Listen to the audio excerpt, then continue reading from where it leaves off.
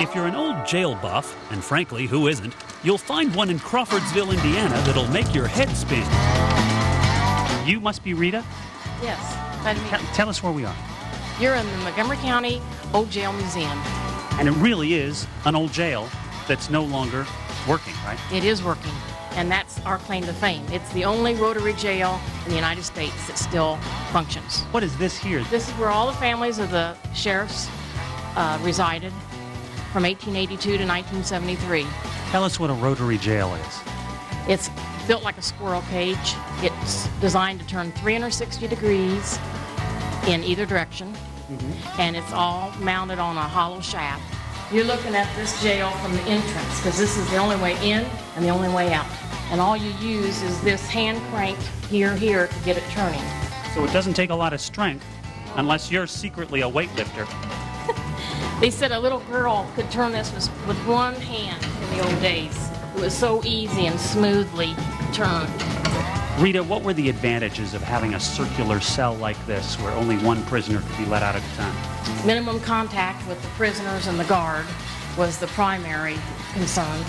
They couldn't afford much of a staff back then, so they just had one guard to handle this whole place. Also, it was taking up less space being in a circle. But the prisoners hated it. They said they'd rather be in a regular cell for 5 years than a rotary for one. There's no socializing. They didn't have anybody they could see across the hall or the corridors. There was no neighbors they could see next to the side of them because it's all revolving in a circle. It was almost like being in isolation. Yes, it was. How many actual prisoners could they hold in this jail altogether? 32. This would probably be the toilet facilities there. That was correct. That was called the water closet. Those shackles that are built inside it, that's how the prisoners were punished. They'd be handcuffed to their shackles and have to sit on the stool. They'd have to sit on their toilet as their punishment. That was it. Oh, if only mannequins could talk. This graffiti used to be written on all the walls here. Unfortunately, when we went to paint, we had to cover that up, so they did take pictures of all the graffiti. We had one fellow draw a picture of a hearse transmission with the hand busting out of the top of the van. This guy, he claimed to be not guilty, charged with robbery. He was guilty of bad spelling. This is where they kept the violent prisoners or the emotionally disturbed, the insane asylum. This was 1894 calendar that someone drew for themselves. You can see all the days they'd mark off. Right here. John Kofi allegedly murdered Mr. and Mrs. McMullen. The way he was found guilty was they saw John Kofi the next day wearing Mr. McMullen's clothes. There is the scaffold, and that's apparently John Coffey there with the black mask.